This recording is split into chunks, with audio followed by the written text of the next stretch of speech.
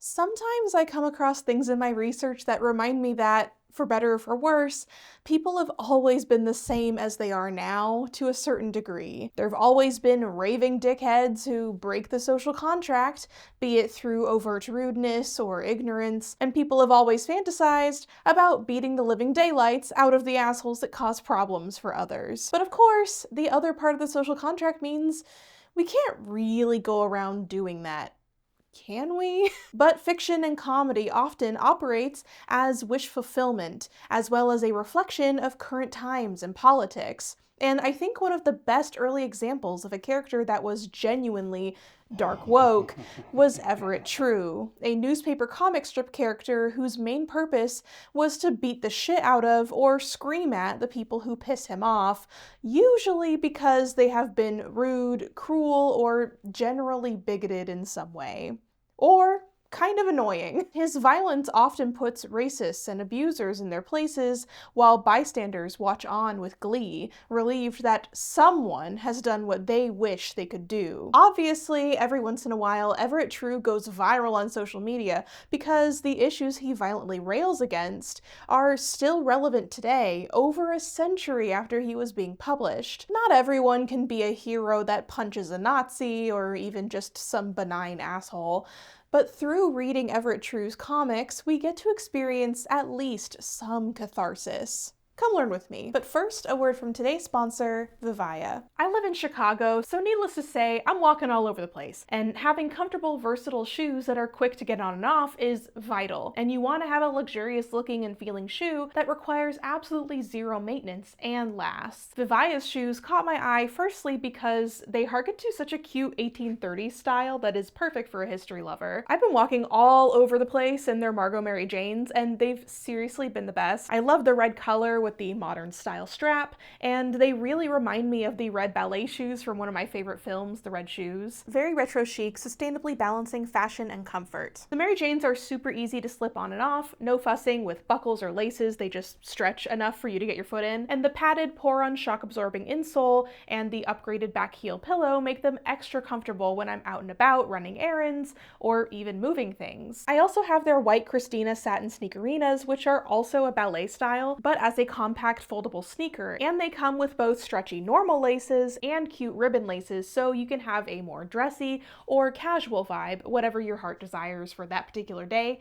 And I'm being so real right now, I wore these things for hours and hours, setting up and cleaning up my friend Christine's Art Nouveau ball earlier this month, and my wife was helping while wearing the Margot Mary Janes because we're the same size, and I was carrying boxes, assembling stuff, going up and down stairs for hours, and not once did I feel pain or fatigue or even notice my shoes, which is exactly what you want. Also, us wide foot warriors know how hard it is to find comfortable shoes that actually fit wide feet, and these are so comfortable. Finally, a shoe that actually fits. You can get the comfort and style of luxury brands for a fraction of the cost. Plus, if they get dirty, throw them in the washing machine. It's super easy. You can head to the link in the description below and use my code VCAS to get a discount on these shoes with easy returns and exchanges. Give them a run. Thank you so much to Vivaya for sponsoring this video, and now let's get back to learning about Everett True. If I was allowed to talk about the larger history of comic strips, we would literally be here all day. After all, I'm a cartoonist myself, although it's hard to believe given that I don't draw so much these days, I'm way too busy. I have a graphic novel biography about the sapphic French non-binary surrealist Claude Cahun, which you can get from Getty Pubs in the description below. I've also done several short comics and a mini comic biography of gay illustrator J.C. Leyendecker, as well as my sadly unfinished webcomic Cunning Fire, which I know it's been on hiatus for years and I'm not really sure when I'll have time to get back to it, but I'm still very proud of it. Anyway, all this to say, as a historian and cartoonist, I love the history of comics. They crop up far earlier than you think. A lot of early Christian art and illuminated Bibles featured comic strips. The 19th century is when, if you're getting into the nitty-gritty, comics began to bloom into the proper ancestor of modern comic books and graphic novels. In 1842, a newspaper began publishing The Adventures of Obadiah Oldbuck, which was really based on Rodolphe Töpfer's Histoire de Monsieur Vaubois from 1837. Within only a few years, an actual comic book appeared. Journey to the Gold Diggins by Jeremiah Saddlebags, an obviously fictitious author, you also started seeing the news itself illustrated, like these papers in London. Now, comic aficionados and historians love to argue back and forth on semantics and timelines and eras and whether or not these early examples even count at all. Well, in my opinion, they do, so we're gonna run with that. It's my channel after all. You started seeing what we recognize as the funnies in newspapers in the 1890s. So given that Everett True probably started as early as 1902, he was really on the cutting edge of this new medium. These early newspaper comic strips were typically social commentary, hashtag relatable quips on things that most people go through, or jabs at politics and current events. And Americans from all walks of life were able to relate to these comics, and they loved them. But it should be noted that, obviously due to the matter of the comics being made mostly by middle-class white men, and published by them too, the comics rarely, if ever, presented a high degree of relatability to poor or non-white Americans, and often maligned women. Everett True does suffer from this issue, although it finds itself to be strangely progressive in that Everett's wife, Mrs. True, appears to hold power over him and is the only one to ever put him in his place. Now that we're downtown, we'll go into a hat store and get you a new hat. Listen to me, Mrs. True. That's all nonsense. This hat's just as good as it ever was. And what's more, I'm not in favor of women's suffrage. I never yet saw a woman who knew anything about politics. Even at that, there's a mighty few of them that would sell out to the big interests like you did last election. He also seems to stand for racial equality. Mr. True, I am introducing President Roosevelt's book on race suicide, and if— Race suicide, eh? You will guy me, will ya? Did you ever hear of race homicide? You and your argument for race equality. That's all a dream. You're talking in your sleep. Race equality, my eye. Although, caveat here, black characters in the strips are still illustrated in a racially demeaning manner, so whether that really matters is frankly subjective. But I think even so, this goes to show how prominent comics' role was in the reflection of such a turbulent time of social evolution. Comics rapidly became the everyman's medium, read by men and women, adults and children. They operated kind of on court jester rules. Sometimes comics said scandalous or controversial things, but it's okay because, well, it's only a cartoon. The popularity and syndication of comic strips helped to merge the disparate communities of the country into, as a 1924 issue of the American Mercury wrote, a homogenous people. After all, the same comics were being reprinted in newspapers across the nation. Everett True himself was reprinted in over 250 newspapers in the bulk of his popularity. People led ever fast and faster lives, with increasingly little time for leisure, so what entertainment the working people got was frequently while reading the paper or dime novels on the train, tram, or trolley. The funnies were an instant, much beloved, small piece of every American's morning. And if you were reading the funnies on your way to work, putting up with some annoying person next to you on the trolley who has no manners, odds are you found catharsis in a cranky, heavy-set guy named Everett True who would beat the shit out of that person on your behalf. The creator of Everett True was a cartoonist named Armando Dreisbach Condo, referred to as A.D. Condo or sometimes Ardo. He was born in 1872 in Freeport, Illinois, although a 1917 biography of him claims that it was Toledo, Ohio. It's not, and boy did he have the most Midwestern tragic backstory I've ever heard. His Methodist minister father was killed in a freak tornado incident, and the family then moved to Ohio, where Condo began showing immense talent for the arts. His early jobs as a teen were as a printer and engraver, leading him to join the art staff at a Toledo newspaper and then the Cleveland Press. He mostly illustrated books and comics, and around the turn of the century, he had birthed the character that would make him famous. The violent, curmudgeonly, portly Everett True. According to Condo himself, the idea for Everett True came to him one night when his neighbor fell asleep without turning off their Edison record player, leaving Condo to lie awake all night listening to the rasping noise hissing away. If any of you own a record player, especially an old one, you know exactly what that sounds like.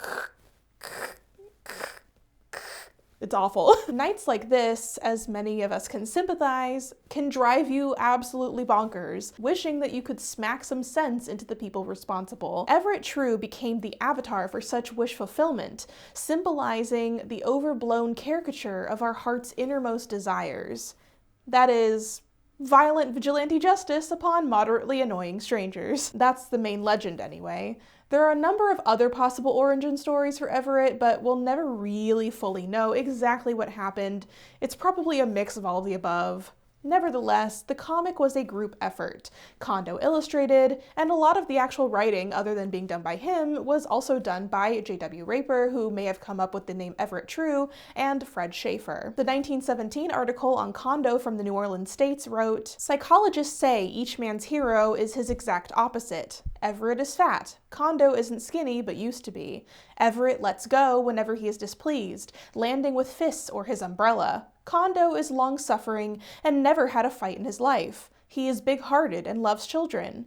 Something after this fashion, Condo does his work. He walks around the block until he finds a human pest, and he sicks Everett on that particular pest. On paper, of course. For example, an acquaintance told me people pestered him into buying a Liberty Bond," recounted Condo, "so he bought the smallest one he could get, $50. He's rich. It made me so mad I wanted to kick him." Condo didn't dare to do that, so he had Everett administer the punishment. As you can imagine, Everett was wildly popular from his birth between 1902 and 1905, reaching a peak in the 10s and 20s, and then slowly fading into obscurity. He was hardly remembered past the 60s, except through some nostalgic cameos in other comics, until some posts on social media reminded people of his timely humor during the early years of the COVID pandemic. After all, Everett was deeply popular during the 1918 Spanish flu epidemic, so we can relate a lot to his grievances against people who don't take public health seriously. By the late 1910s, Condo was a widower and had moved to Berkeley, California with his daughter and mother, where he would go on to draw the Everett True comics until the late 20s, although he still did other cartooning jobs. He passed away on August 24th, 1956. Hilariously, and also not surprisingly, Everett is still a product of his time.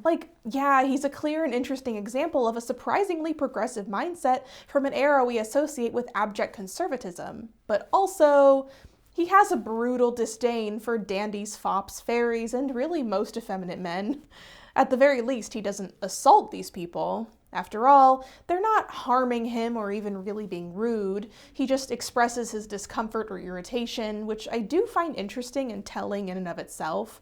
He also often wallops people who haven't really done anything egregious, but simply made a mistake. Everett was so popular in the 10s, he even got his own live-action adaptation, one of the very first comic characters to get one. 1916's Everett True Breaks into the Movies is available to watch on the Internet Archive and is sadly the only survivor of a multi-film run starring Everett True. Although, I have to say, it's sort of a prime example of character assassination, portraying Everett as more stupid and fearful than anything else.